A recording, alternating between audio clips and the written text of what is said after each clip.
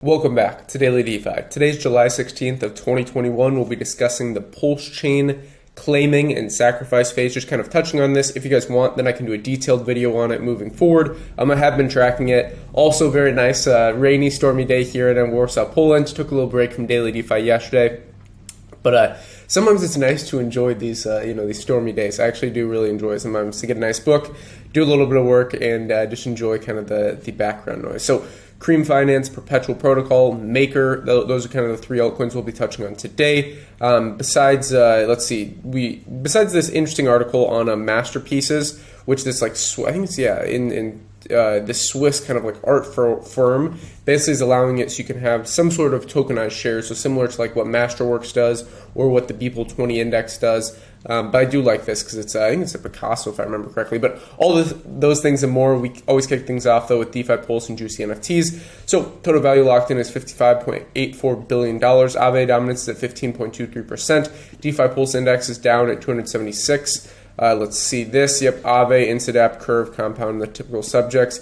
This is interesting. Over the past week, we've seen crazy high volumes with juicy NFTs that tracking the daily non-fungible token volume just in sales, and it's pretty much at a low. Right now, $222,000, very, very small, but that just again shows you this market is relatively illiquid. Just a week ago, we saw $10 million transacted daily, and now it's 222,000. So that shows you a little bit of this market. CryptoPunk's obviously at that number one spot. Moving on to this article. So Masterpiece is a Swiss bank issuing non-fungible token shares in a Picasso painting for $6,000 each. Now, I haven't talked too much about, this channel is not just about Daily DeFi. It's not just about blockchain. It's not just about crypto. It's really about all different global investment sectors. The majority of my work, typically in the markets, first of all, I consult with people on emerging market real estate, on second passports, residencies, offshore banking, different things like this. And I plan to talk about that a bit more as this channel evolves. But I do think there's just so much opportunity in the blockchain space, especially with payments internationally and all of these different kind of financial systems that I work with. Basically, crypto kind of helps a lot of these or enhances them in a lot of ways. Let's see how it all plays out. But the point here is I've talked a little bit about art as an investment. Personally, I don't like the risk of actually custodying the physical art piece.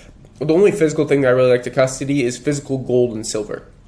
You could throw platinum and palladium in there as well, but when it comes to custodying the physical art piece, it's a bit different. I would rather own a piece of it, like with Masterworks, own a fraction of it, or with whatever it is, the Beeple 20 index, and essentially have the upside exposure, but not have the risk of, what is the problem with holding this analog piece of art. Rather, when you have an NFT kind of share of that piece of art, it makes it a bit better. So I do find this really interesting because you also have it's a Picasso, so that's pretty awesome. You can technically say, hey, I own a piece of Picasso, or I own a Picasso, however you want to say it. Kind of interesting as far as that goes. Fascinating, right? So maybe this art is not necessarily for me, but I do see the value in the name brand of Picasso, and especially as kind of an inflation hedge, or I guess as an alternative asset in your portfolio. Sometimes having a little exposure to art is interesting.